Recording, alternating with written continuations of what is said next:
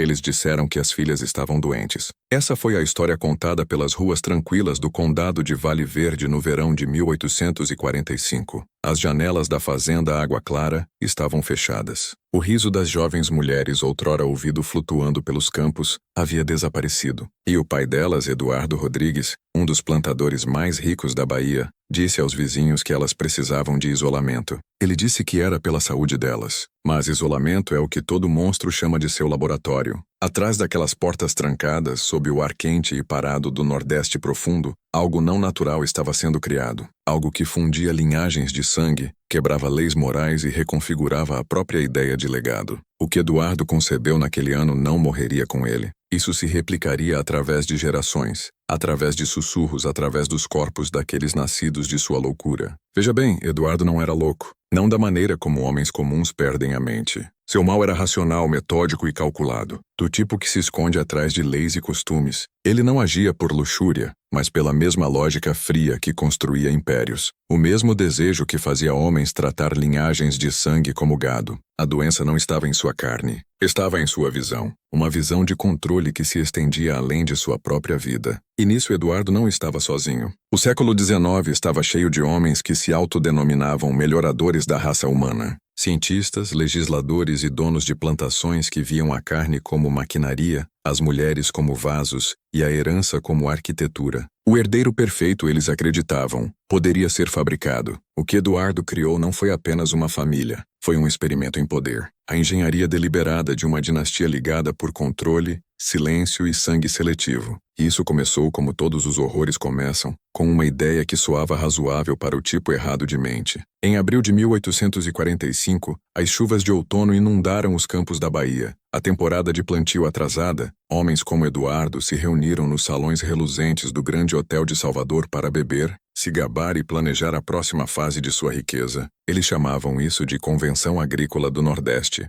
um evento de cavalheiros onde inovação era apenas outra palavra para exploração. Mas naquele ano algo diferente foi introduzido, algo perigoso. Um homem magro e pálido de Recife chamado Dr. Natanael Pinto subiu ao palco. Ele falou de uma nova ciência europeia, hereditariedade, o estudo de como traços passam de pai para filho. Ele falou de criação de gado, de pareamento seletivo, de como escolhas deliberadas poderiam melhorar uma linhagem. Força gera força, ele disse. Inteligência gera inteligência. Sua voz ecoou naquele salão enquanto os lustres tremiam com a vibração de sua convicção. A maioria dos homens assentiu educadamente, mais preocupados com seu uísque do que com filosofia. Mas Eduardo ouviu. Ele não ouviu uma palestra, ouviu uma profecia. Pinto falou de cruzamento de linhagens de sangue, o que ele chamava de vigor híbrido. Combine duas linhas distintas, ele alegou, e o resultado seria mais forte, mais rápido, mais adaptável. Natureza refinada pelo intelecto, evolução por intenção. Para os outros era uma curiosidade. Para Eduardo, era uma revelação. A chave para a imortalidade não era ouro, terra ou mesmo lei. Era o controle do útero. Quando Eduardo retornou à Água Clara, ele não viu sua propriedade. Viu um laboratório. Sua mente começou a rearranjar toda a vida ao seu redor em variáveis e resultados. Suas 3 filhas, Catarina, Margarida e Isabel, educadas, cultas e férteis. Seu escravo mais forte, João, alto, inteligente e inquebrantável. Na aritmética distorcida de Eduardo, eles não eram pessoas, eram componentes. Por semanas ele escreveu em segredo, não diários, mas plantas. Calculou ciclos de gestação, leis de herança, as brechas legais que manteriam seu experimento invisível. Ele entendia a lei muito bem. Crianças nascidas de sangue misturado não podiam herdar nada de um pai branco. Mas se aquelas crianças fossem de seu sangue, elas ainda lhe pertenceriam de todas as maneiras que importavam. Um paradoxo perfeito. Seus herdeiros, mas não seus herdeiros, seu legado, sem o risco de rebelião ou divisão. Uma geração criada para obedecer por design, ligada à terra através de sangue que tanto condenava quanto conectava. Ele chamou isso em suas notas privadas de projeto continuidade. Soava clínico, soava seguro. Mas atrás daquele título estava um dos atos mais deliberados de depravação engenhada na história nordestina. Eduardo começou a montar seus cúmplices como um homem construindo uma máquina. Ele precisava da lei ao seu lado. Então visitou o juiz Horácio Queiroz, um velho amigo com uma mente tão seca e precisa quanto santo pergaminho. Sobre conhaque e conversa educada, Eduardo apresentou a questão. O que acontece com a propriedade de um homem quando ela carrega seu sangue, mas não seu nome? O juiz entendeu imediatamente. Eles falaram em códigos, limites de herança, exceções morais, ativos não registrados. No final da noite, o velho sorriu e disse: se for feito em silêncio, então nunca foi feito. Em seguida, Eduardo comprou um médico, Leonardo Santos, cujas dívidas o tornavam presa fácil. Ele registraria as gravidezes, documentaria os nascimentos e escreveria as mentiras que manteriam a sociedade cega. Dinheiro e medo selariam sua lealdade. Então, com toda a barreira legal e médica neutralizada, Eduardo chamou suas filhas para a sala de visitas. Ele ficou ao lado da lareira,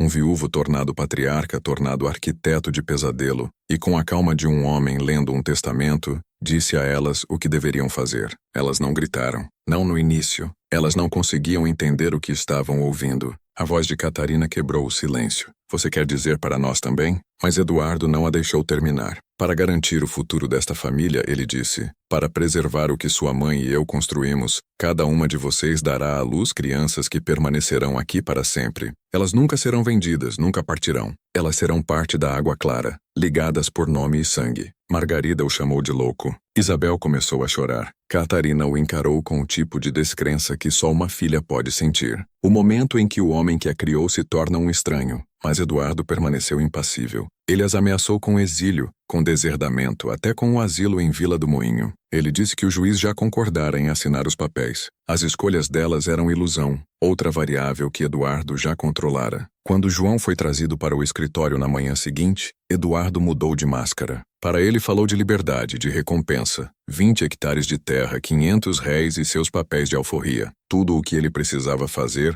era ser o pai da próxima geração. João não disse nada no início. Ouviu com a quietude de um homem que sabe que seu silêncio é a única arma que lhe resta. E quando Eduardo se recostou na cadeira e disse, isso fará de você um homem livre, João assentiu uma vez, mas não por acordo, por sobrevivência. Ele sabia a verdade. Liberdade prometida por um homem como Eduardo nunca era dada, apenas balançada. Esse foi o começo, a semente plantada sob o disfarce de legado, nutrida pela ciência e fertilizada pelo medo. E antes do final do ano, a fazenda Água Clara se tornaria algo mais que uma casa. Se tornaria um santuário ao controle, um lugar onde o sangue em si era reescrito, e o mundo nunca seria permitido saber o que realmente aconteceu lá. O calor do verão de 1845 pairava sobre Água Clara como uma maldição. As cigarras gritavam das árvores. O ar em si parecia espesso, como se a terra estivesse prendendo a respiração. Dentro da casa da fazenda, as janelas permaneciam fechadas e o mundo lá fora começou a sussurrar. As filhas de Eduardo Rodrigues haviam desaparecido de vista. Os trabalhadores eram proibidos de se aproximar da casa principal. O capataz foi ordenado a manter silêncio sobre o que acontecia atrás daquelas portas. Mas o silêncio tem uma textura, e todos naquela terra podiam sentir seu peso. Uma quietude não natural, como a pausa antes de um raio cair. Catarina, a mais velha, foi a primeira a ser chamada. Ela não dormira por noites. O decreto de seu pai havia destruído o mundo que ela pensava viver. Ela lera Voltaire, Locke e Byron, homens que falavam de liberdade, virtude e Deus, e agora ela se sentava em um quarto onde nenhuma daquelas palavras significava algo. As paredes eram sua prisão e seu pai, o carcereiro de seu destino. Ela rezou por alguma intervenção divina, mas não houve trovão naquele dia, nenhuma voz do céu, apenas os passos lentos e deliberados de João se aproximando pelo corredor. João não parecia um homem caminhando rumo à liberdade, parecia alguém caminhando para a execução. Ele não falara do acordo desde a reunião com Eduardo. Nos dias que se seguiram, fora mantido afastado dos outros, dado melhor comida, quartos mais limpos, e ainda assim se sentia mais preso do que nunca. Liberdade balançada à sua frente como um reflexo na água, visível mas intocável. Ele vira o que acontecia com homens que acreditavam nas promessas de seus senhores. Eles desapareciam ou se quebravam. Quando ele entrou no quarto, Catarina se levantou da cadeira, suas mãos tremendo. Ela não conseguia encará-lo nos olhos. Ele queria falar, se desculpar pelo que estava prestes a acontecer, mas não havia palavras que pudessem existir em tal espaço. Eduardo havia construído a armadilha perfeita, ambas as vítimas ligadas pelo medo dele, forçadas a um ato que nenhum desejava, ambas carregando o peso de sua vontade. E acima deles, através das vigas do teto e do gesso, Eduardo ouvia. Ele se posicionara em seu escritório, diretamente acima da câmara, sua orelha no piso, sua mão firme na mesa. Ele queria ouvir o momento em que sua ideia se tornava real. Para ele, isso não era violação, era criação. O primeiro passo no nascimento de uma dinastia projetada pelo intelecto, não pela emoção. Quando ele finalmente ouviu os soluços abafados de Catarina, um sorriso lento se espalhou por seu rosto. O experimento havia começado. Dias viraram semanas. O ritmo da fazenda continuou, mas sob a superfície uma doença crescia. Catarina se isolou de suas irmãs, recusando-se a falar ou comer. Margarida confrontou o pai uma vez, implorando que parasse o que havia iniciado. Eduardo respondeu com o mesmo desapego calmo que se tornara sua armadura. A dor do indivíduo, ele disse, é irrelevante para o progresso do todo. Você entenderá quando a primeira criança nascer. Margarida cuspiu aos seus pés. Naquela noite, ela começou a esconder pequenos frascos de láudano debaixo do travesseiro, não para si, mas para a irmã, caso Catarina decidisse que a morte era preferível à resistência. Isabel, a mais jovem, ficou silenciosa. Ela pintava obsessivamente imagens escuras e distorcidas de corpos sem rostos, de rios correndo vermelhos, de figuras acorrentadas às raízes das árvores. Eduardo as viu uma vez e as queimou silenciosamente na lareira. João continuou seu trabalho nos campos, mas os outros trabalhadores escravizados não mais o olhavam da mesma forma. Alguns sussurravam que ele os traíra, outros o lamentavam, entendendo que nenhum homem podia dizer não ao Senhor. Mas a mente de João estava em outro lugar. Cada noite ele retornava a seus aposentos e entalhava símbolos na parte de baixo de sua cama. Marcas pequenas e deliberadas que só ele entendia. Eram os nomes daqueles que haviam sofrido, os perdidos para a terra. Ele acreditava que enquanto seus nomes existissem em segredo, seus espíritos permaneceriam inquebrantáveis. Ele adicionou uma nova marca na noite em que Catarina lhe disse que estava grávida. Quando o médico confirmou a gravidez, Eduardo começou a manter um segundo livro-razão. Esse, ao contrário das contas de algodão, era escrito em código, colunas de iniciais, notas codificadas e descrições biológicas. Ele registrava todo sintoma, toda observação. Começou a se referir à criança ainda não nascida como espécime 1. Para ele não era uma criança, era um resultado. Ele escreveu que a combinação parece promissora, sinais de vitalidade forte e constituição equilibrada na mãe. Ele começou a rascunhar cartas para aliados confiáveis em Salvador e Recife, homens que apreciariam a natureza científica de seu trabalho,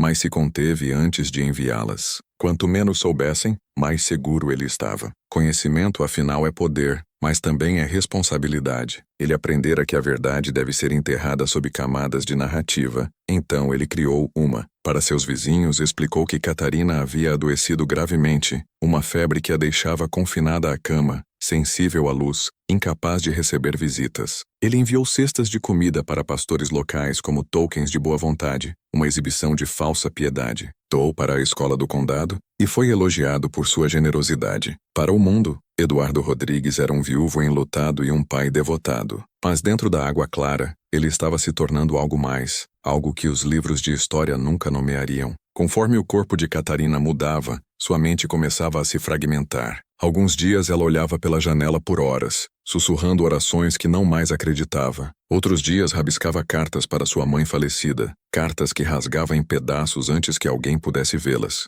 Suas irmãs assistiam em silêncio, aterrorizadas demais para falar. O ar dentro daquela casa parecia envenenado, cada canto ecoando com o peso do que não era dito. Então uma noite João rastejou em direção ao riacho. A lua estava alta e a fazenda dormia. Ele caminhou até a casa ser apenas uma sombra atrás dele. Ele se ajoelhou à beira da água e sussurrou para algo mais antigo que a Bíblia. Os espíritos de que sua mãe falara quando ele era criança. Ele lhes disse que estava sendo usado para trazer algo não natural ao mundo. Pediu que protegessem a criança de se tornar o que Eduardo queria que fosse. Então, com mãos trêmulas, cortou a palma da mão e deixou seu sangue gotejar no riacho. Que minha marca seja mais forte que a dele, ele disse. Meses depois, em uma noite em que trovões rachavam o céu baiano, Catarina entrou em trabalho de parto. O médico chegou sob luz de tocha encharcado de chuva e entrou pela porta dos fundos. Eduardo andava pelo corredor, murmurando cálculos sob a respiração. Os gritos duraram 6 horas e então silêncio,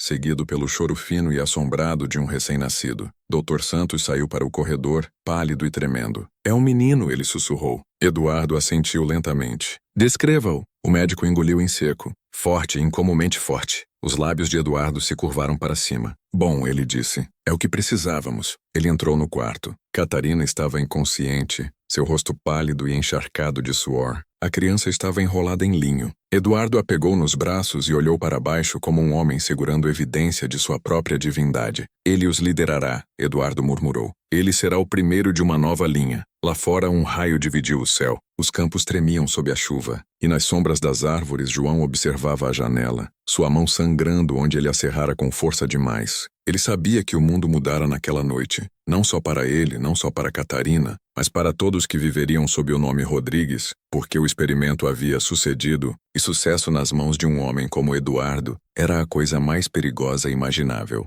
Amanhã, após a tempestade, Água Clara vestia seu silêncio como uma máscara. Lama engolia pegadas. Janelas piscavam para a luz do dia como se tivessem visto algo que se recusavam a nomear. Nos aposentos, mulheres olhavam para a casa grande e sussurravam orações em palavras que a igreja não ensinava. Na cidade, o dono da loja notou que a carroça de Rodrigues viera buscar Láudano e Linho 3 vezes em uma semana. Padrões viram rumores. Rumores viram perguntas. Perguntas atraem caçadores. E o condado de Vale Verde acabara de adquirir um novo tipo de caçador. Xerife Jaime Branco, um homem sem dívidas, sem alianças familiares e com o hábito inconveniente de ouvir os silêncios errados. Branco cavalgou pela estrada de fronteira naquela primeira semana de outono, parando nos carvalhos como se as árvores em si fossem. Eduardo disse, voz laqueada com a tristeza de um viúvo. Nervos delicados. Branco assentiu e não acreditou em nada. Ele conhecera luto. Não cheirava a tinta fresca e Láudano. Dentro, Catarina flutuava entre vigília e um cinza em outro lugar que tinha gosto de metal. A criança mamava em silêncio quase total, como se avisada pela própria casa. Quando a clareza vinha como uma lâmina. Ela ouvia o eco de um som que não mais conseguia invocar. 3 irmãs rindo na varanda ao pôr do sol. Agora havia apenas subtração. O médico chamava de exaustão. Catarina chamava de apagamento. Um livro-razão onde cada dia levava algo e a deixava devendo. Margarida recusava o apagamento. Números sempre foram seu reino privado. Agora ela os forjava em uma arma. Contava viagens de carroça e frascos de remédio. Mapeava o timing das visitas. Media a distância entre mentiras. Um padrão aparecia limpo como barras de ferro. Quando Eduardo anunciou que a segunda fase começaria, ela não tremia. Olhou-o nos olhos e se preparou para falar como um livro-razão fala, sem desculpas. Você obedecerá, ele disse, da maneira que homens dizem que a gravidade é verdadeira para a família. Não, Margarida respondeu, não alto, mas com o equilíbrio de uma lâmina deitada. Chame Vila do Moinho, me tranque. Mas entenda, o novo xerife é curioso,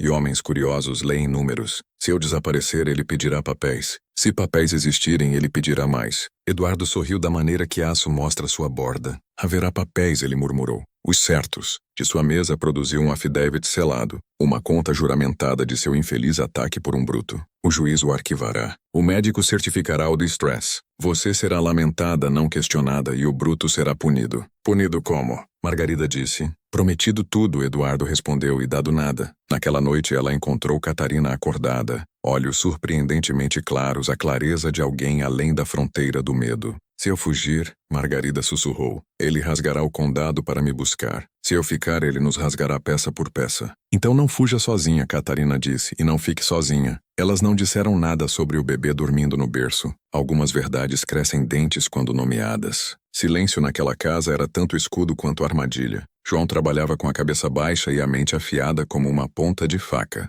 Os nervos da fazenda zumbiam. Vozes cortadas curtas, passos medidos, portas trancadas. Um batimento cardíaco mais longo que o costume. Ele sentia os olhos dos outros, alguns ressentidos, alguns implorando para que ele se tornasse uma tempestade. Sua mãe o advertira sobre tempestades. Tempestades são honestas, ela dissera, mas queimam os campos junto com as ervas daninhas. Ele precisava de algo mais, não clima, alavanca. Ao entardecer, trouxe uma mula manca para o galpão do capataz e pediu uma ferradura. Enquanto o ferro aquecia, deixou seu olhar vagar com a indiferença praticada de um homem que o senhor acredita não saber ler. Notou os livros-razão empilhados como tijolos contra a parede. Um livro diferia, papel mais fino, fechadura cuidadosa, bordas manchadas onde o polegar de Eduardo sempre descansava. Ele não o tocou. Tocar é como homens anunciam culpa. Memorizou a prateleira. o nó na tábua, a distância da lâmpada até a lombada. Prova vive em posições tanto quanto em palavras. 3 noites depois, Margarida lhe passou uma página dobrada contrabandeada da mesa de Eduardo.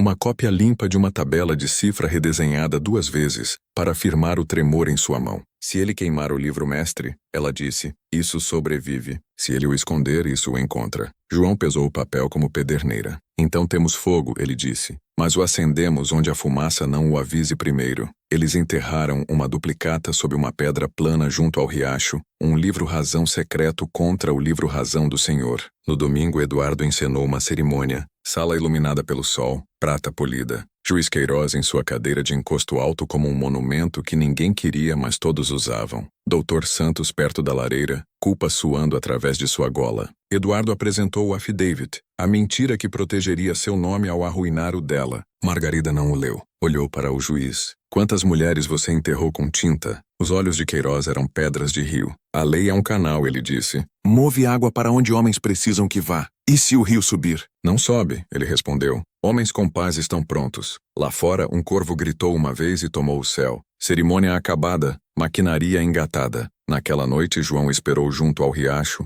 ouvindo o canto dos sapos pulsar como um aviso. Trouxe uma linha e anzol para fingir pescar-se desafiado. Da costura negra das árvores, branco apareceu como um pensamento finalmente falado. O xerife tocou o chapéu. Eles te tratam bem aqui? João pesou a pergunta como se fosse sobre chuva. Um homem pode trabalhar, ele disse. Ouvi que as garotas Rodrigues estão mal. Mal? João ecoou. Negócio triste, Branco disse. A mãe delas morreu jovem. Deixa um homem peculiar. João manteve a pretensão. Um puxão na linha. Um peixe escorregadio levantado da água. Um sorriso esculpido do dever. Peculiar é uma palavra com muitos quartos, ele disse. Branco assentiu e partiu sem virar as costas. 2 dias depois, a segunda fase começou. Eduardo arranjou a câmara como antes. Lençóis limpos, lauda no medido. Uma oração recitada por aparência, mas projetada para controle. Margarida entrou não como uma ovelha, mas como uma testemunha. Manteve os olhos abertos. Deixou o quarto se tatuar na memória. A rachadura fina no gesso, a mancha de fumaça acima do candeeiro, o cheiro de sabão que não lavava o ar. Encontrou o olhar de João e não desviou. O que quer que ele construa morre se contarmos direito, ela disse. Então aprenderemos a contar, ele respondeu. E em algum lugar além das paredes, um cavaleiro pegou a estrada para a Vila do Moinho com uma carta que não sabia conter dinamite escrita em mão de mulher. O outono veio cedo naquele ano, varrendo pelos pinheiros como um segredo carregado pelo vento. As folhas ao redor da água clara começaram a mudar, mas a casa permaneceu escura, sem cor, embalsamada nos rituais que Eduardo construíra para manter seu controle absoluto. Ainda assim, no vazio entre controle e silêncio, algo começou a se mover. Uma carta, uma única página que não tinha direito de existir. O mensageiro que a carregava não sabia o que segurava. Acreditava estar entregando um pedido de novos equipamentos. Foi o que o envelope selado dizia na superfície. A caligrafia era limpa, firme, apropriada. Ele não questionou o que vinha da casa do Senhor. Guardou-a no casaco e cavalgou norte para a Vila do Moinho, inconsciente de que o que carregava poderia desfazer a vida de um dos homens mais poderosos do condado de Vale Verde. Margarida a escrevera 3 noites antes à luz de vela em seu quarto trancado. Escreveu com uma calma trêmula que beirava o foco divino. Cada linha era uma lâmina disfarçada de confissão. Endereçou-a ao xerife recém-nomeado do condado, Jaime Branco, o homem cujos olhos quietos já começavam a ler os silêncios ao redor da água clara. A carta era não assinada, mas não precisava de nome. Estava cheia de verdade demais para ser confundida com ficção. Ela escreveu sobre os experimentos de Eduardo, sua obsessão com linhagens de sangue, seu uso do médico da família e do juiz local para cobrir seus crimes. Escreveu sobre a febre de Catarina e como aquela doença tinha um batimento cardíaco. Descreveu João não como cúmplice, mas como prisioneiro com a promessa do Senhor balançando como isca sobre um poço. As palavras eram codificadas através de metáfora. Um homem cria silêncio como cria gado. Mas Branco, que vira crueldade em toda forma, entenderia. Quando terminou, Margarida pressionou os lábios no papel, um gesto não de afeto, mas de finalidade, e entregou-a a uma escrava da casa que confiava, uma mulher chamada Rita, que a amamentara quando criança. As mãos de Rita tremiam enquanto escondia o envelope em uma cesta de roupa suja destinada à costureira da cidade. Na manhã seguinte, o filho da costureira, um menino que ganhava moedas extras correndo recados, levou-a para a estrada postal. Dali passaria por 2 mãos, depois para o escritório de branco em Vila do Moinho. Mas antes de chegar, Eduardo começou a suspeitar. Sentira a perturbação dias antes, uma incorreção sutil, uma mudança em como o silêncio se comportava em sua casa. Notou os olhos de Margarida quando falava, como não mais mostravam medo, mas cálculo. Notou o pergaminho faltando de seu escritório, a leve indentação de papel pressionado contra a madeira onde uma folha estivera. Notou os padrões de trabalho de João deliberados, quase ensaiados. Controle, ele sabia, não era sobre dominação, era sobre consciência, e algo em seu mundo agora estava escondido dele, o que era intolerável. Então Eduardo começou a ouvir novamente, não por ruído, mas por sua ausência. Demorava-se fora de portas. Testava as fechaduras que nunca antes precisara testar. E uma noite, enquanto a casa dormia, entrou no quarto de Margarida com uma vela e a precisão de um cirurgião. O quarto estava vazio. Sobre sua mesa jazia uma mancha de tinta, ainda úmida. Na manhã seguinte, convocou o Dr. Santos e Juiz Queiroz. Os 3 homens se reuniram no escritório, o ar espesso com conhaque e ameaça. Ela escreveu algo, Eduardo disse. Uma carta. Queiroz ajustou os óculos. Para quem? Alguém em autoridade. Isso restringe pouco, o juiz murmurou. Você tornou metade do condado dependente de seu favor. Quem pode se dar ao luxo de ouvir? Eduardo olhou para a janela. Um homem que não depende do favor de ninguém. O xerife, Santos sussurrou. O olhar de Eduardo endureceu. Se a carta o alcançar, tudo o que construímos queima. Queiroz assentiu lentamente. Então a intercept, não sei para onde foi. O juiz se recostou. Então encontre o mensageiro. Sempre há um mensageiro. Ao entardecer, o capataz e 2 cavaleiros foram despachados por toda a estrada, saindo do condado de Vale Verde. Qualquer um visto carregando correspondência da Água Clara devia ser parado. Questionado, revistado, o próprio Eduardo começou a reescrever seus registros, fabricando explicações, construindo paredes de evidência falsa ao redor da verdade. Mas quando seus cavaleiros alcançaram Vila do Moinho, a carta já estava lá. O xerife branco a abriu em seu escritório na manhã seguinte. A caligrafia era inconfundivelmente feminina, educada, deliberada. O tom era calmo, mas sob a calma havia terror. Ele a leu 2 vezes, depois novamente. Reconheceu referências que só um local poderia fazer. O riacho atrás da Água Clara, a cicatriz na mão direita do juiz Queiroz, a velha capela de escravos na fronteira sul. Ninguém além de Vale Verde poderia saber daqueles detalhes. Dobrou a carta com cuidado, trancou-a em sua mesa e cavalgou para a Água Clara. De volta à fazenda, Margarida esperava. Sabia que a carta levaria tempo, dias talvez, mas podia sentir seu pulso mesmo através da distância. Não sabia se chegaria ao xerife, mas acreditava na aritmética simples da coragem. Quando uma pessoa quebra o silêncio quebra outros. Ela fizera sua jogada. Agora precisava apenas sobreviver tempo suficiente para que importasse. Catarina, enfraquecida e assombrada, implorou à irmã que fugisse antes que o pai percebesse a verdade. Mas Margarida balançou a cabeça. Se eu fugir, ele vence, ela disse. Se eu morrer, ele vence mais devagar. João ouviu isso enquanto estava fora da porta. Sentiu as palavras se assentarem em seus ossos. Aquela noite foi ao riacho novamente e entalhou uma marca na pedra ao lado do livro Razão Escondido. Mais um símbolo, mais um voto. Ainda não, sussurrou aos espíritos. Ainda não, mas em breve. 2 noites depois, um cavaleiro retornou à Água Clara carregando um envelope aberto. A cera estava quebrada, o conteúdo ido. O capataz o entregou a Eduardo. Encontramos perto da encruzilhada, ele disse. Parece que foi largado na chuva. Eduardo virou o envelope em suas mãos. Sua mente trabalhava rápida, impiedosamente. Não precisava saber o que fora escrito, apenas que fora lido. Traga Margarida para mim, ele disse baixinho. Na sala de visitas, o fogo queimava abaixo. Margarida ficou diante de seu pai, a luz piscante cortando seu rosto em fragmentos, metade homem, metade sombra. Você enviou uma mensagem, ele disse. Enviei. Para quem? Para alguém que ainda acredita em lei? Eduardo assentiu, quase aprovando. Então a lei responderá por nós 2. Virou-se para o juiz, que entrara silenciosamente pelo corredor. Prepare os papéis, Eduardo disse. Margarida está doente. Delírios, paranoia. O asilo a levará antes do amanhecer. Margarida não piscou. Você pode me enterrar, ela disse. Mas não pode enterrar as palavras. Elas já estão caminhando para você. E pela primeira vez, Eduardo sentiu algo estrangeiro. Não medo, mas reconhecimento. A consciência de que a estrutura que construíra de segredo agora se esvaziava de dentro. Seu sistema perfeito, sua dinastia, seu experimento havia ganhado consciência. Lá fora, trovão começou novamente, distante, mas se aproximando. O sol estava se pondo quando o xerife Jaime Branco alcançou a fazenda Água Clara. O céu queimava em cores machucadas como se o mundo em si tivesse prendido a respiração por tempo demais. O ar cheirava a ferro e chuva, e sob isso algo azedo,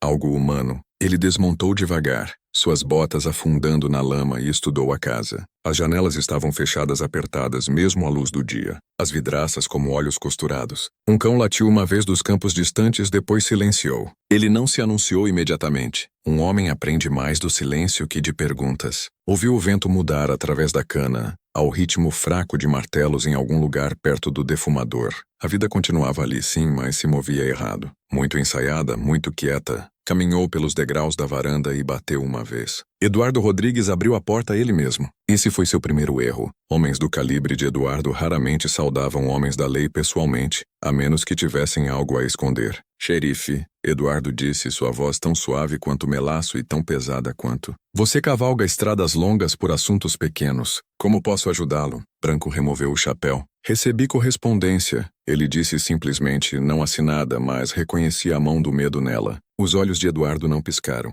Medo escreve muitas cartas nessas partes. Escravos inventam histórias. Mulheres adoecem. Imaginações correm soltas. Você me perdoará se fiquei imune a isso. Não perdoo fácil, Branco respondeu. Entrou sem convite. O ar o acertou como uma parede. O cheiro de álcool, remédio e mofo espesso em cada respiração. O corredor era ladeado por retratos da família Rodrigues. Rostos severos encarando a permanência. Mas uma moldura no fim do corredor estava coberta por um pano. Branco parou. Essa quebrada? Ele perguntou. Eduardo sorriu fracamente. Minha falecida esposa. Prefiro não exibir lembretes de luto. Engraçado, Branco disse. O luto é o que lembra a maioria dos homens que ainda são humanos. A conversa que se seguiu foi medida como um duelo. Branco perguntou sobre as filhas, sua saúde, sua ausência de reuniões na cidade, os rumores de que haviam adoecido. Eduardo respondeu com calma praticada. Cada palavra um tijolo colocado em uma parede que levara anos para construir. Mas Branco notou as rachaduras, a hesitação quando disse o nome de Catarina, a tensão fraca em sua mandíbula quando falou de Margarida. Mentiras raramente estão nas palavras. Vivem nos músculos que as falam. Posso vê-las? Branco perguntou finalmente. Temo que não, Eduardo disse. Estão sob cuidados médicos estritos. Dr. Santos, presumo. De fato, um bom médico. Branco assentiu. Gostaria de falar com ele. Impossível. Ele está fora atendendo outra propriedade. Estranho, o xerife disse baixinho. Eu o passei na estrada 8 quilômetros atrás. Parecia um homem cavalgando longe de fantasmas. Pela primeira vez, Eduardo vacilou. Seus lábios apertaram. Você não tem mandado, xerife. Eu tenho uma carta, Branco respondeu. E se o que essa carta diz for verdade, um mandado será o menor de seus problemas. Eles ficaram lá na luz morrente. A lei e o sem Branco caminhou mais fundo na casa. As tábuas do piso rangiam como se ressentissem a intrusão. Movia-se com a quietude de um predador, olhos varrendo cantos, catalogando detalhes. O piano na sala estava desafinado. Poeira jazia espessa nas prateleiras, exceto por uma seção perto da lareira onde livros haviam sido movidos recentemente. E lá, meio escondido atrás de um biombo decorativo,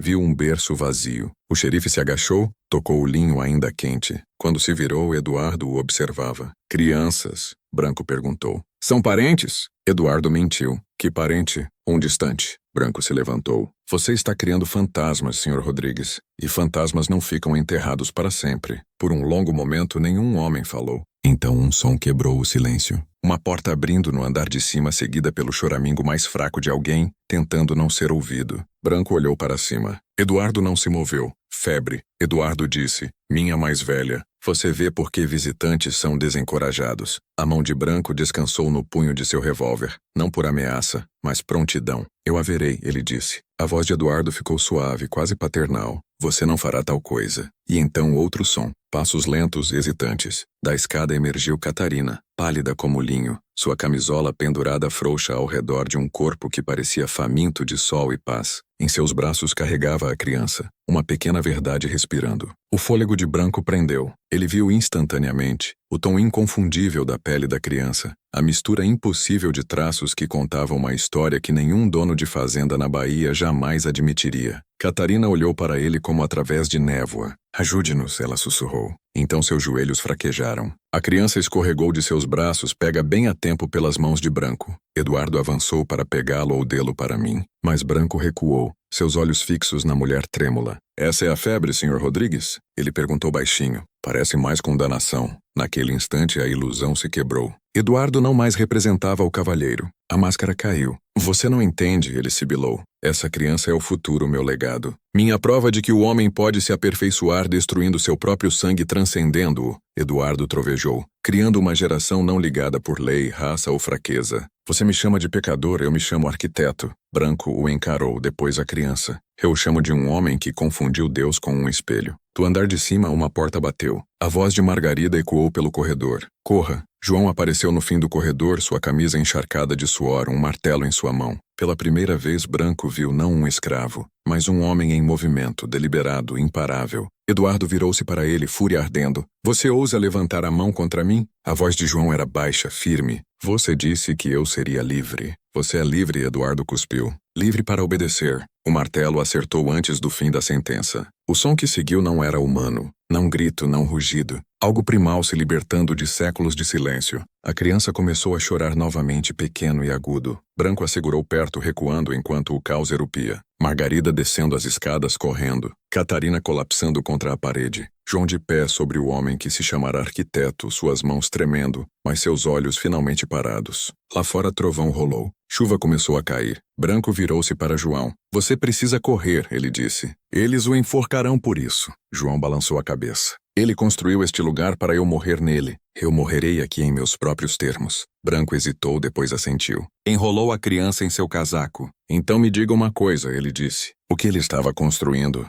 João olhou para a janela onde raio dividia o horizonte escuro. Um Deus feito de sangue e obediência, ele disse. E quase nasceu. Branco montou seu cavalo momentos depois. A criança pressionada contra seu peito. Margarida cavalgando atrás dele. Chuva lavou a lama limpa do caminho enquanto desapareciam na noite. Atrás deles água clara queimava. Não de fogo, não ainda, mas de algo mais profundo. O começo da verdade. Ao amanhecer, a fumaça havia rarefeito, mas o cheiro de ruína ainda se agarrava ao ar como memória. Água clara ficava metade viva, suas paredes enegrecidas, seus espelhos estilhaçados, seu senhor imóvel na sala onde a tempestade o acabara. O capataz encontrou o corpo de Eduardo caído em uma cadeira, sua cabeça inclinada para a janela como se ainda inspecionando seu império. O piso estava escorregadio de sangue, mas seus olhos estavam abertos, encarando o horizonte como se esperando uma resposta. Lá fora, os campos estavam quietos. Os trabalhadores escravizados se reuniram perto do riacho, sussurrando orações em línguas antigas, cruzando-se com água que corria vermelha das cinzas flutuando para baixo. Para eles, a fazenda sempre fora uma espécie de ferida, mas agora sangrava à vista de todos. O xerife Branco não retornou imediatamente. Cavalgara pela noite até alcançar uma pequena capela na borda do condado de Vale Verde, onde deixou Margarida e o bebê aos cuidados de um reverendo que não fez perguntas. Quando finalmente desmontou, suas mãos ainda tremiam do sentir do batimento cardíaco da criança contra seu peito. Ele vira horrores antes. Homens enforcados, mulheres espancadas, justiça trocada por terra. Mas isso era diferente. Isso era algo que reescrevia a linha entre pecado e ciência. Lavou a criança na bacia da capela, a água ficando rosa, e sussurrou para o menino como se o ato pudesse limpá-lo do que nascera. Você não escolheu isso, ele disse baixinho. Então talvez você possa acabar com isso. Mas o mundo não queria um fim. Quando Branco retornou à água clara, a maquinaria do poder já estava em ação. Juiz Queiroz estava lá junto com 2 oficiais estaduais de Vila do Moinho e um par de delegados armados. A fazenda fora selada, a equipe questionada e uma história já fora escrita,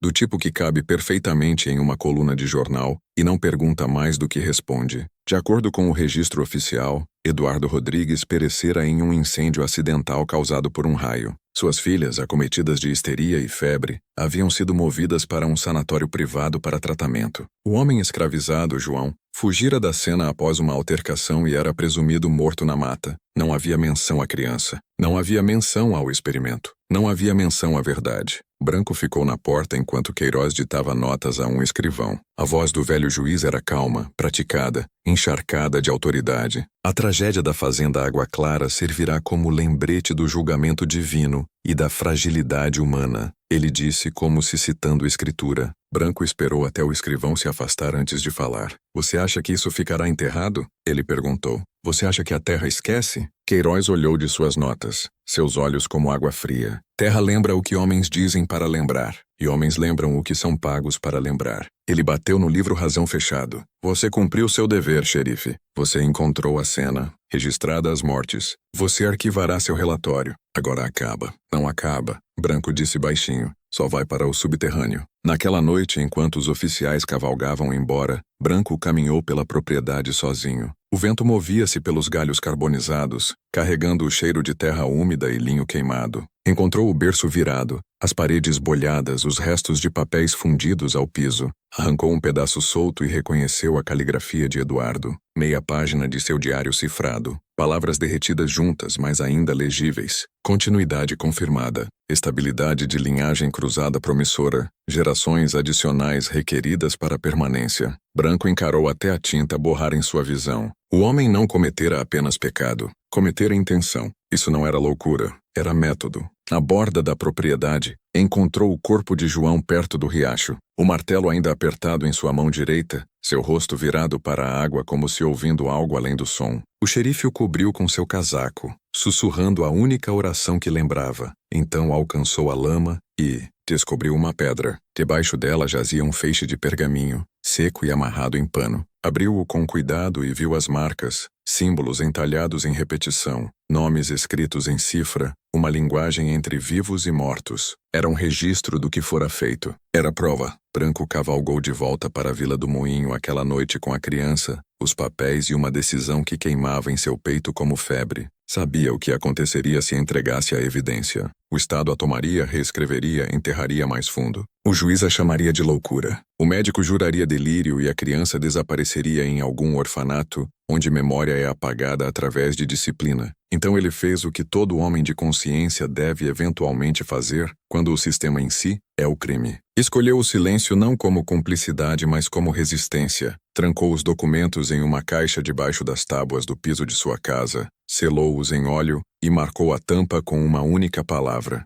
verdade. Por anos depois, sussurros sobre água clara nunca pararam. Viajantes alegavam ouvir choro das ruínas à noite. Alguns diziam que uma luz ainda piscava nas janelas superiores, embora a casa há muito se fora. Outros juravam ver um homem pelo riacho, alto, ombros largos, seus olhos refletindo o luar como de um animal. O condado evitava a terra. A igreja recusava consagrá-la. O nome Rodrigues sumiu dos registros e a fazenda em si dissolveu na solo. Mas sangue não desaparece. Esconde-se esperando. Branco criou o menino como seu, nomeando-o Elias. Ensinou-o a ler, cavalgar, pensar além das fronteiras de lei e raça que outrora escravizaram metade do Nordeste. Ainda assim, mesmo enquanto a criança crescia, o xerife via traços. A calma inquietante em seus olhos, a força quieta em suas mãos, o silêncio herdado de dois mundos colidindo dentro dele. Algumas noites, quando o vento mudava, Branco acordava ao som de passos no corredor e encontrava Elias de pé na janela, encarando para o leste, para onde água clara costumava ser.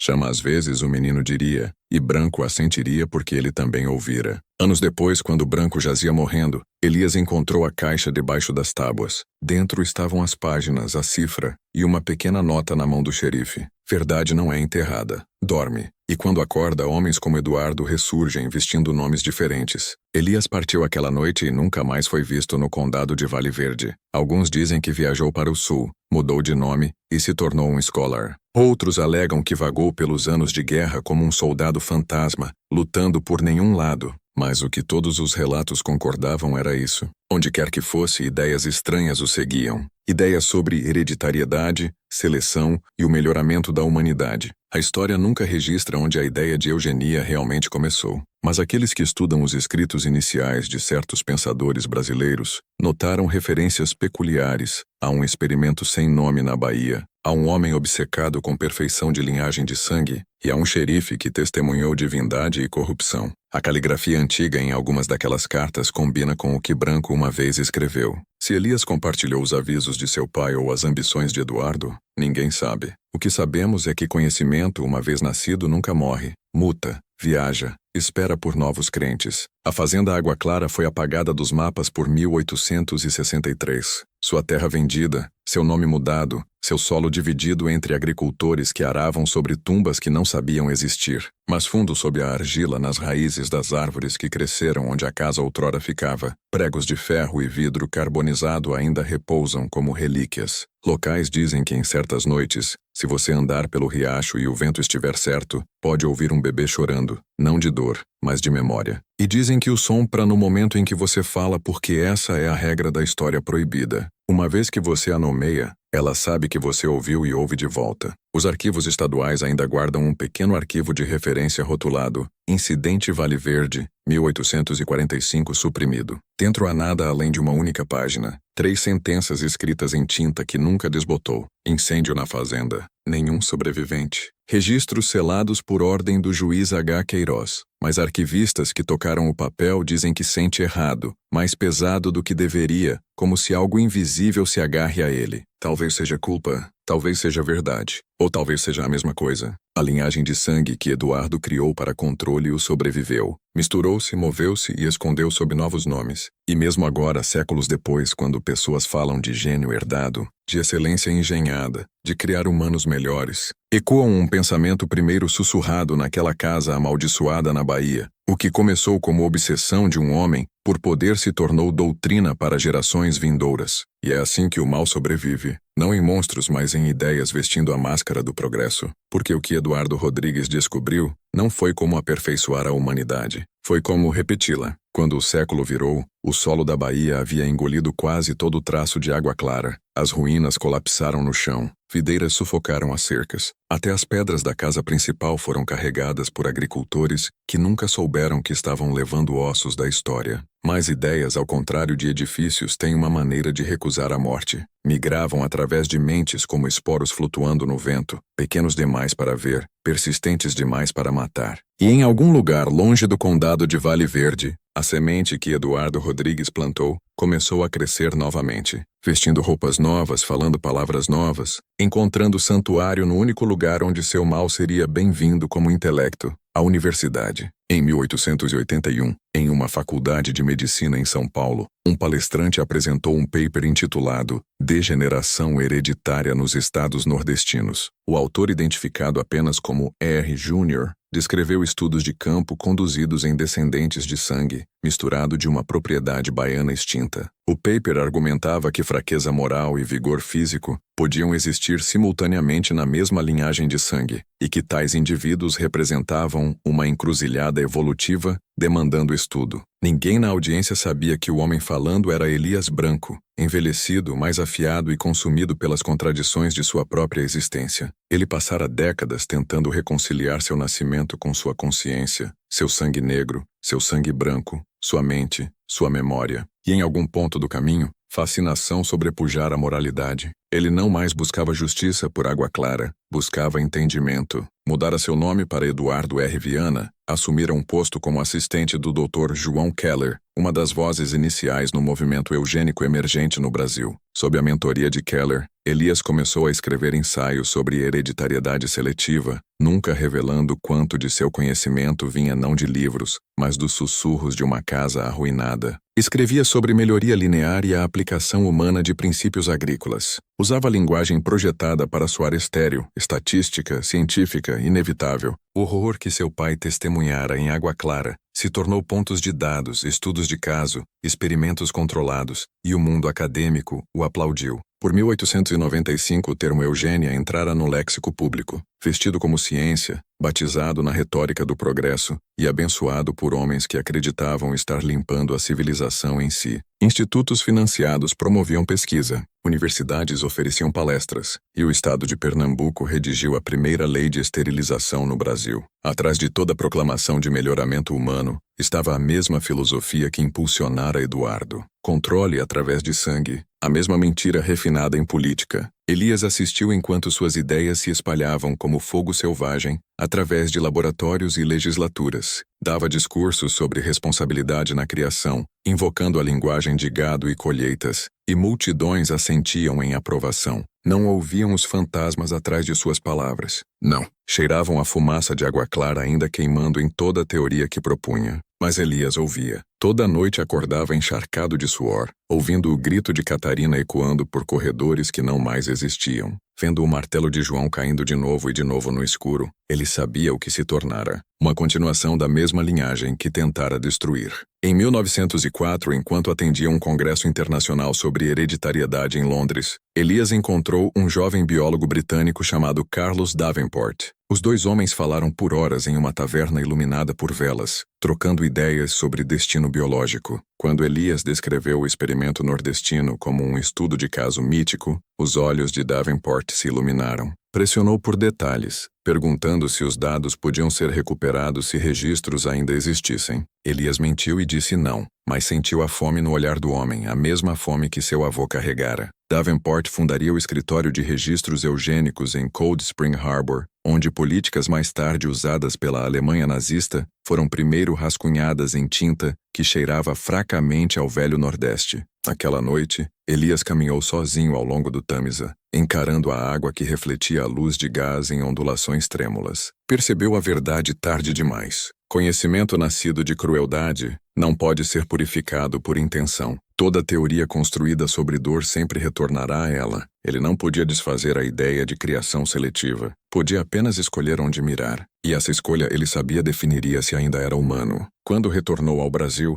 retirou-se da vida pública, mudando para uma pequena casa em Minas Gerais sob outro nome. Parou de publicar, parou de ensinar, parou de responder cartas, mas o movimento não mais precisava dele. Outros assumiram a causa. Médicos esterilizando os pobres em Pernambuco. Juízes assinando decretos contra os inadequados. Professores palestrando sobre pureza, enquanto ignoravam o fedor de tumbas debaixo de seus púlpitos. Pelos anos 1910, estados inteiros realizavam experimentos em nome do progresso. O experimento que Eduardo Rodrigues começou em segredo se tornara lei. Nesses anos, Elias começou a escrever privadamente novamente. Não ensaios, mas confissões. Encheu cadernos com memórias de água clara, os olhos aterrorizados de sua mãe, a voz de seu avô ecoando pela casa, o fogo que acabou com tudo. Mas também escreveu de sonhos, visões de crianças com olhos estranhos e postura perfeita, nascidas em novas famílias que não sabiam o que corria em suas veias. Perguntava-se quão longe a linhagem de sangue viajara. Perguntava-se se em algum lugar outros descendentes daquela noite andavam entre os poderosos, carregando o código silencioso de um senhor que se recusava a morrer. Quando morreu em 1923, a casa de Elias estava cheia de envelopes selados rotulados para serem abertos quando a verdade for segura. Nunca foram abertos. Agentes federais confiscaram seus escritos sob o pretexto de segurança nacional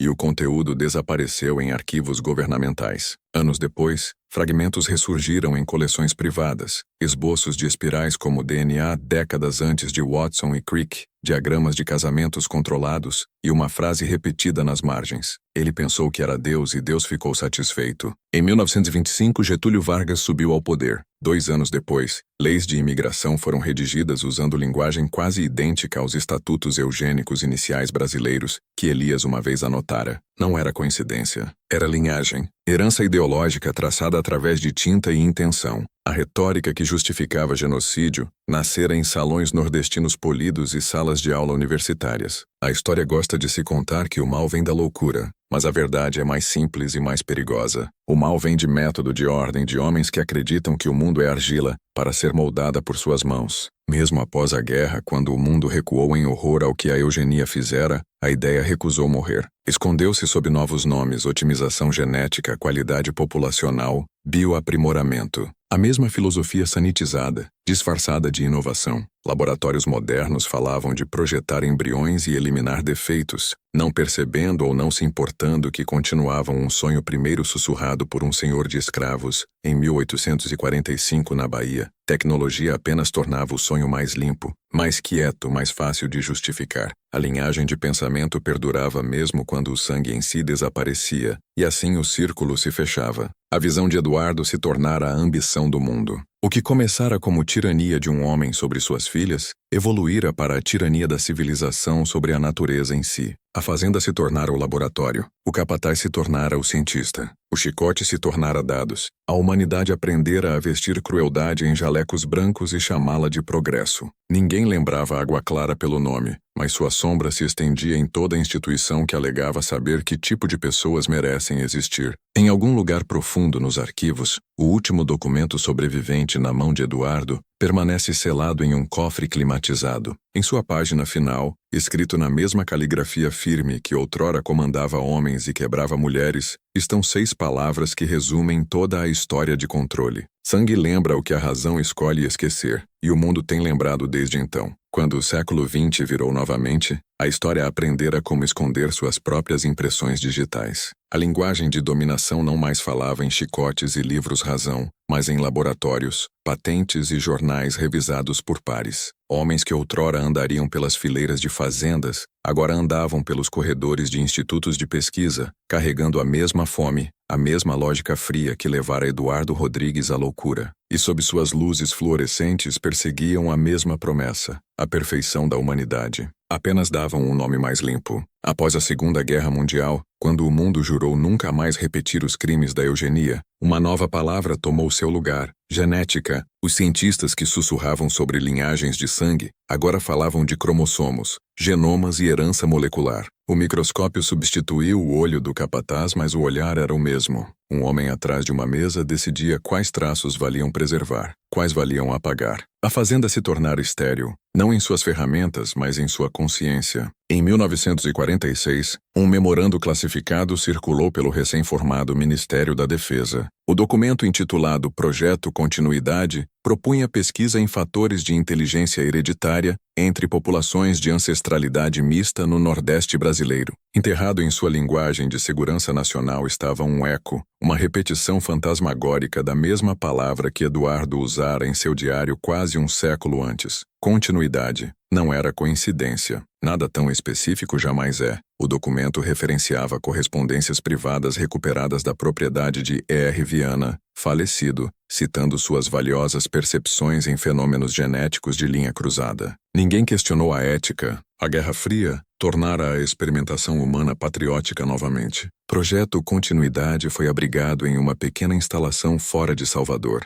escondida sob a cobertura de pesquisa agrícola, mas não era uma fazenda. Atrás das cercas de arame e selos governamentais, pesquisadores coletavam amostras de DNA de crianças nascidas em orfanatos, de prisioneiros, de sujeitos voluntários que eram dito estarem sendo testados por doença. O objetivo do projeto nunca foi saúde, foi hierarquia. Buscava medir quais linhagens carregavam o maior potencial para a obediência, endurance e resolução de problemas sob estresse. Era o sonho do senhor de fazenda refinado na linguagem de estatísticas. Por 1960, o programa expandira para 3 estados. Registros mostram parceria com universidades líderes e financiamento de fundações privadas que alegam promover educação e saúde populacional. Mas memorandos internos contam uma história mais escura. Falam de traços-alvo, de rátios de hibridização ótimos, de continuidade geracional, gerenciada. As mesmas frases que Eduardo escreveu em tinta agora apareciam em relatórios datilografados carimbados confidencial. Ciência simplesmente substituíra a cruz por um microscópio e o sino da fazenda por um relógio. Entre os pesquisadores estava um geneticista chamado Dr. Henrique Keller, um nome que significaria nada para a maioria, mas carregava um legado venenoso. Ele era neto do Dr. João Keller, mentor de Elias, o homem que ajudara a transformar o horror de Água Clara em teoria acadêmica. Henrique herdara, não só o nome, mas a filosofia, a mesma crença serena de que perfeição requer controle. Falava baixinho, vestia-se modestamente e sorria enquanto explicava a colegas que para prevenir caos, deve-se curar sangue. Ninguém objetou. Progresso é sempre educado no início. Em 1965, uma delatora chamada Laura Jansen uma pesquisadora, júnior, vazou documentos do projeto Continuidade para um pequeno jornal de Salvador. Suas notas descreviam esterilizações forçadas disfarçadas de testes médicos, o uso de presidiários e mulheres institucionalizadas como sujeitos de teste, e a coleta de sangue de doadores inconscientes através da Bahia e Alagoas. Ela escreveu uma sentença que lhe custou a carreira e quase a vida. O experimento não morreu com Eduardo Rodrigues. Evoluiu. A história correu por 2 dias antes do jornal ser processado. Seus editores silenciados sob injunção federal. Os arquivos desapareceram. Jansen também. Mas então a tecnologia ultrapassara a moralidade. Computadores começaram a mapear genes, e com isso vieram novos nomes, novo financiamento, novos disfarces. O projeto Genoma Humano dos anos 1980 era publicamente sobre curar doença, mas privadamente, departamentos de defesa e gigantes farmacêuticos viam algo mais. O código de design humano. Não mais criavam escravos, criavam consumidores, soldados e dependentes. Chamavam de genética preditiva. O princípio era idêntico. Identificar traços desejáveis, eliminar o resto. A fazenda se tornara a economia global. Suas correntes substituídas por algoritmos e dependência. Ainda assim, sob a superfície, certos nomes apareciam de novo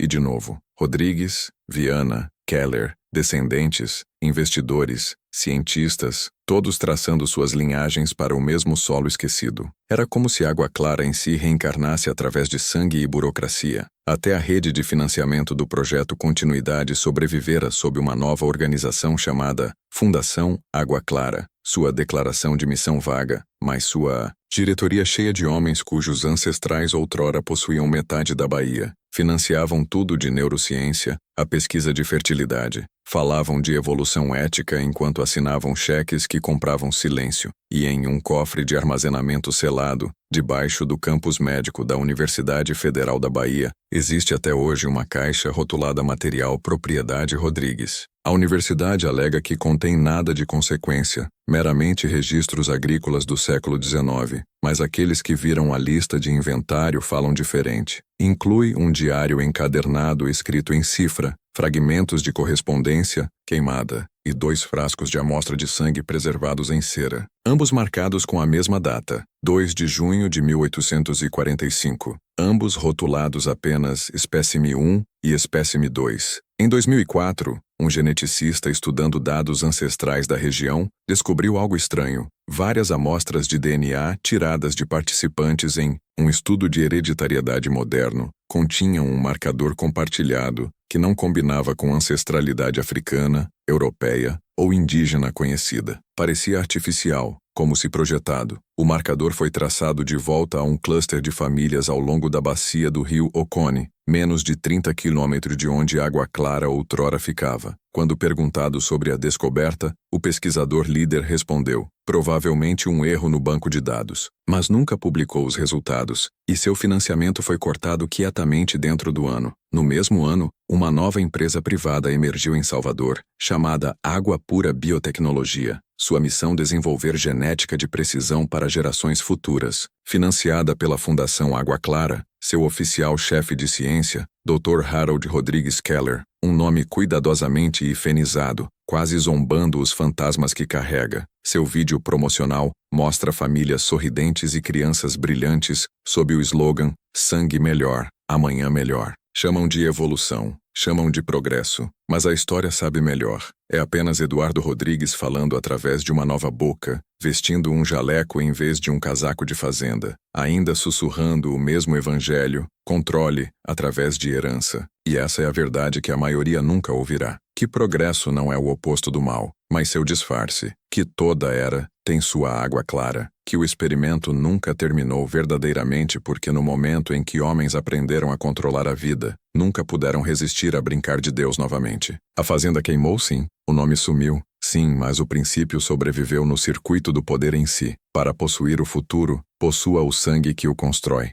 Dirão que isso é conspiração, dirão que é ficção, Mas os arquivos ainda existem. Os registros ainda carregam a assinatura de um homem que acreditava que sangue podia ser aperfeiçoado. E quando você traça essa assinatura adiante através de universidades, fundações, corporações e laboratórios de genes, encontra a mesma caligrafia, limpa, cuidadosa, clínica, escrevendo seu futuro, um genoma por vez. O sonho de controle não morreu na Bahia. Foi global. Tornou-se o sistema operacional da civilização. E em algum lugar, talvez agora mesmo, outro experimento começa. Um que não precisará de fazendas ou correntes ou capatazes. Apenas dados. Apenas design. Apenas o silêncio de homens com medo demais para lembrar onde tudo começou. Porque sangue lembra, e sangue nunca esquece quem tentou possuí-lo. Quando o século XXI amanheceu, ninguém no Brasil lembrava o nome Rodrigues. Fora absorvido, disfarçado, reescrito nas genealogias polidas de famílias nordestinas que preferiam não traçar suas raízes longe demais. A história fora esfregada, registros perdidos em incêndios de tribunais, atos amarelados e heranças silenciosas.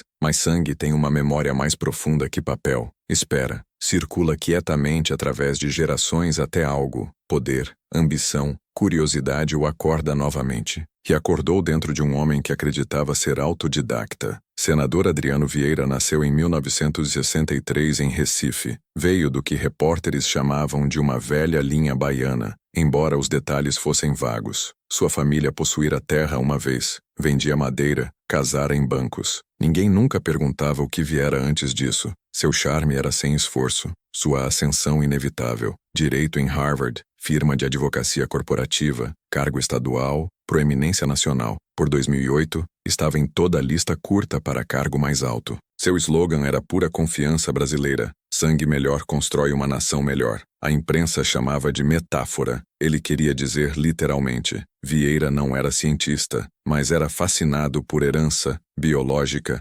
cultural, financeira. Financiava bolsas para pesquisa genética, endowments para resiliência biológica. Seus discursos falavam de linhagem como destino e a responsabilidade dos fortes em refinar a humanidade. A maioria dos ouvintes ouvia um apelo populista à disciplina e família, mas aqueles que entendiam a linguagem da história, o dialeto enterrado de controle, reconheciam o eco do sermão de Eduardo. As palavras evoluíram, mas a ideia era idêntica. A crença de que valor é algo mensurável no sangue. Atrás de sua persona pública, Vieira tinha laços com um fundo de investimento privado chamado Água Pura Holdings, a mesma rede que financiava os labs de biotecnologia em Salvador. Em arquivos trimestrais, a empresa se descrevia como avançando soluções de bem-estar genético. Na prática, possuía patentes em tecnologias de triagem pré-natal, capazes de identificar marcadores cognitivos muito antes do nascimento. Seus pesquisadores encontraram uma forma de separar potencial de imperfeição para mapear a probabilidade de força, conformidade,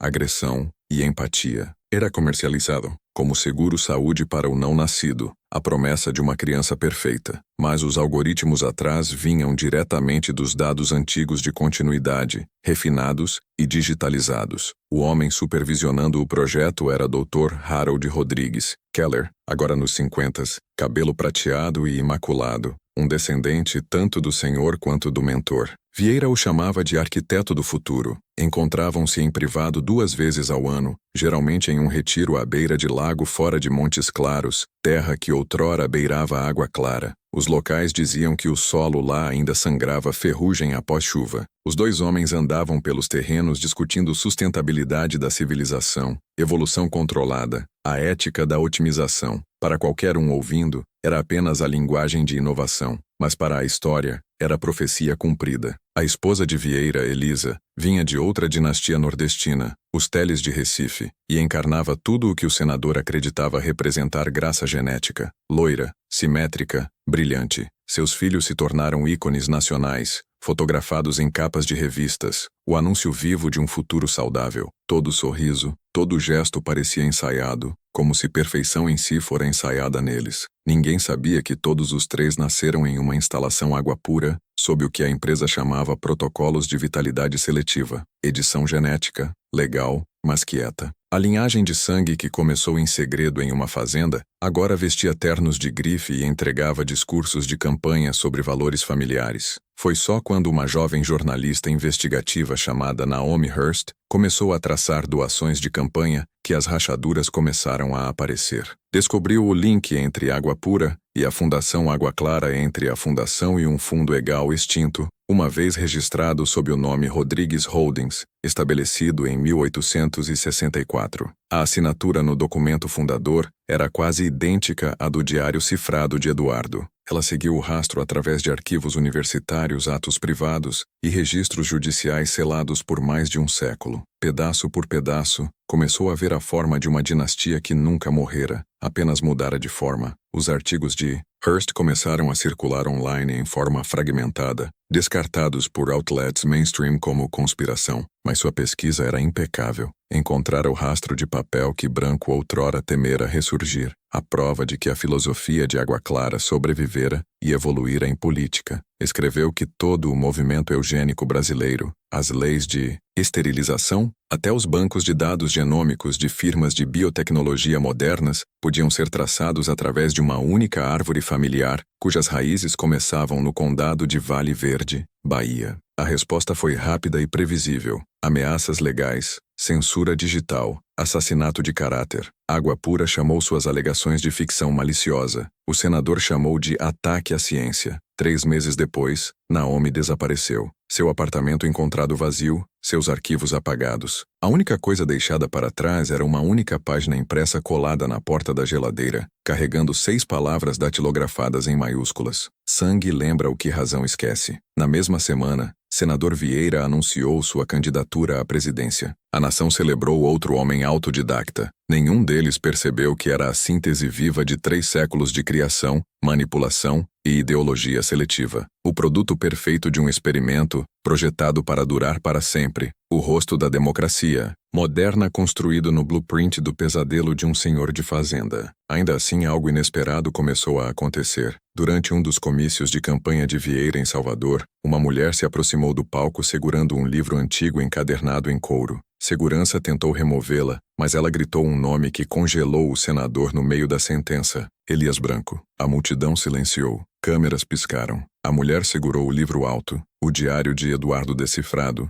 restaurado suas páginas pesadas com a caligrafia de um homem que tentara brincar de Deus. A imprensa pensou ser uma encenação, um protesto, mas o rosto de Vieira empalideceu. Reconheceu a caligrafia. Vira antes, sua mãe guardava um fragmento idêntico trancado em uma caixa de vidro passado por gerações como história familiar. O livro foi confiscado. A mulher sumiu aquela noite. A filmagem do evento foi apagada da maioria das redes em horas, mas o momento existiu tempo suficiente para plantar uma semente de dúvida em milhões de mentes. Fóruns online começaram a perguntar. Pesquisadores independentes conectaram nomes, datas, atos de terra, patentes médicas. A frase Projeto Continuidade começou a trend novamente, pareada com a imagem do brasão do senador, uma estilizada árvore entrelaçada com uma serpente mordendo a cauda. 2 semanas depois, um grupo de hackers, chamando-se os Filhos do Riacho, vazou mais de 4.000 documentos dos servidores de Água Pura. Os arquivos incluíam mapas genéticos, listas de investidores e correspondência histórica datando de 1845. Provavam além de dúvida que os dados fundacionais da empresa vinham diretamente do experimento Rodrigues também. Seus algoritmos foram treinados em registros de hereditariedade de linha cruzada e que descendentes daqueles espécimes iniciais ainda eram rastreados para a pesquisa. Toda promessa de privacidade, toda salvaguarda de ética era mentira. Humanidade ainda era catalogada como gado. O vazamento desencadeou caos, audiências, processos, negações. Vieira sumiu da vista pública por 12 dias. Quando reapareceu, deu um endereço televisionado. O tom era calmo, quase reconfortante, da maneira que homens soam quando acreditam ainda deter controle. Progresso, ele disse, nunca é limpo. Toda geração deve carregar o peso de seus predecessores, mas não podemos temer a ciência que nos define. Devemos refiná-la. Pausou, olhos firmes na câmera. Nosso sangue carrega nosso potencial. Não é algo para se envergonhar, é algo para aperfeiçoar. A nação aplaudiu. Os mercados subiram e o experimento continuou. O que a audiência não viu foi o que aconteceu depois. Na privacidade de sua propriedade, Vieira ficou diante de um espelho e desabotoou o punho. As veias debaixo de seu pulso brilhavam fracamente azul sob a tinta bioluminescente injetada em sua corrente sanguínea por pesquisadores de água pura, um marcador visível do genoma otimizado. Encarou por um longo momento. Legado, sussurrou. A palavra tinha gosto de escritura. Lá fora, trovão rolou pelo céu baiano, o mesmo céu que assistira a água clara queimar 170 anos antes.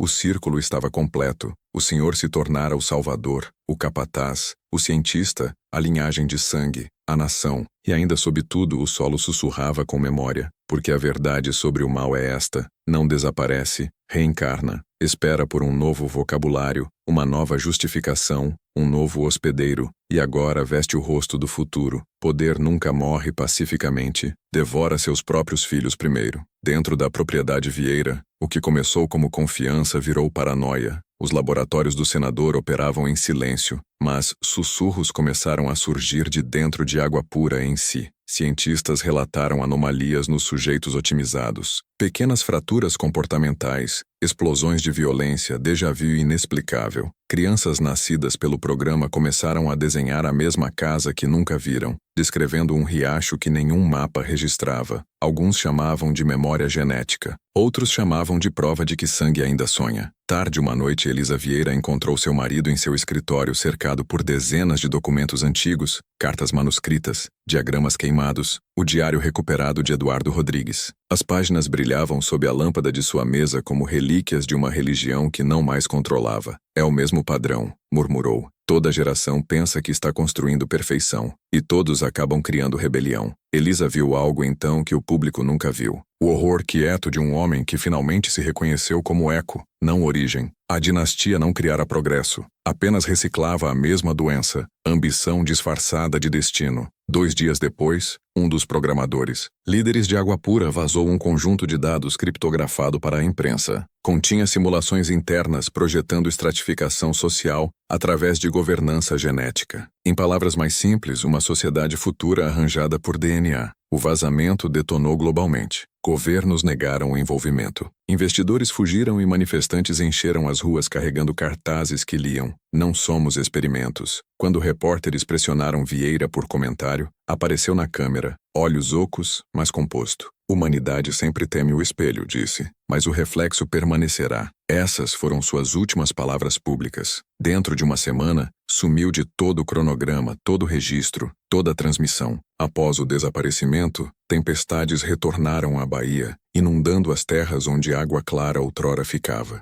Os locais chamavam de coincidência, mas aqueles que lembravam as velhas histórias diziam que a terra reclamava o que fora tomado. Deslizamentos de lama, artefatos desenterrados, vidro queimado, pregos de ferro e um fragmento de madeira entalhado com as iniciais ER. Equipes universitárias chegaram para escavar, alegando ser um sítio arqueológico de agricultura antebellum. Ainda assim, o que encontraram não era a agricultura, era a arquitetura. Fundações de pedra formando uma espiral. Seu centro alinhado perfeitamente com o riacho que outrora corria atrás da casa. Quando o padrão foi mapeado por drone, parecia uma impressão digital humana. Entre os observadores estava uma jovem antropóloga genética chamada Naomi Hurst II, uma parente distante da jornalista que desaparecera décadas antes. Crescera ouvindo fragmentos da história proibida, e veio ver se era real. Quando andou pelo sítio de escavação, sentiu o puxão de algo antigo, uma inteligência esculpida não em pedra, mas em memória. Naquela noite, registrou em seu diário de campo: "Sente menos como se estivéssemos descobrindo o passado e mais como se ele nos descobrisse".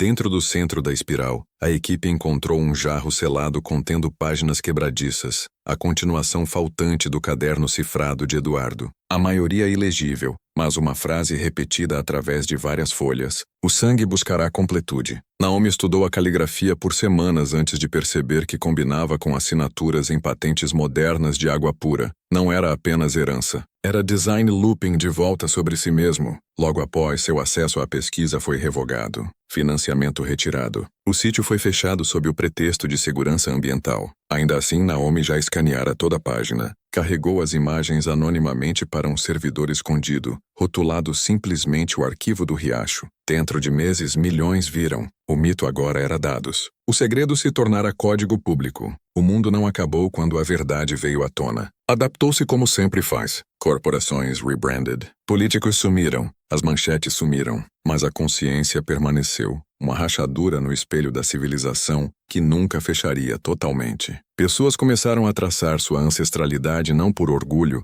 mas por aviso. O que descobriram era inquietante. Nenhuma família, nenhuma nação, nenhuma instituição era livre da herança de controle. Todos éramos downstream de água clara. Décadas passaram, tecnologia avançou, e vida humana se tornou uma negociação contínua com sua própria criação. Edição de genes se tornou tão comum quanto cirurgia, e a linguagem de otimização retornou sob bandeiras diferentes. Longevidade, aprimoramento, melhoria. A mesma ideia vestindo outro rosto. Ainda assim, entre a nova geração, uma multidão de resistência começou a se formar. Chamavam-se os lembradores. Cientistas, artistas, professores, pessoas que entendiam que para evoluir verdadeiramente, deve-se confrontar a sombra que moldou a espécie. Em uma noite chuvosa em 2075, fundo em um arquivo digital flutuando em uma rede quântica, um curador anônimo carregou todo o registro de água clara, toda a página, todo o arquivo, toda a confissão, tagueada com uma linha de metadados para aqueles que prefeririam lembrar do que repetir. Dentro de horas, espalhou além da censura, copiado em milhões de drives privados ao redor do mundo. A verdade por fim se tornou imortal. Historiadores mais tarde chamaram de o segundo fogo, não de madeira ou carne, mas de informação. A queima das mentiras que mantiveram a humanidade obediente. A revelação não destruiu a civilização, forçou-a a crescer dentes. A humanidade olhou em seu próprio reflexo engenhado e finalmente entendeu o custo de tentar brincar de Deus, que perfeição é a forma mais pura de escravidão. E liberdade começa apenas quando aceitamos imperfeição como prova de que ainda somos humanos. E em algum lugar além do alcance de dados e tempo, o riacho ainda corre através do condado de Vale Verde. Sua água é clara novamente, suas margens cobertas de grama selvagem. Locais dizem que se você ficar lá ao entardecer, pode ouvir dois sons se misturando à distância. O choro de uma criança e o sussurro de trovão. Um nascido de criação, um nascido de consequência. Juntos falam a mesma sentença. Mais antiga que o Nordeste, mais antiga que a ciência em si. Sangue lembra, mas consciência também.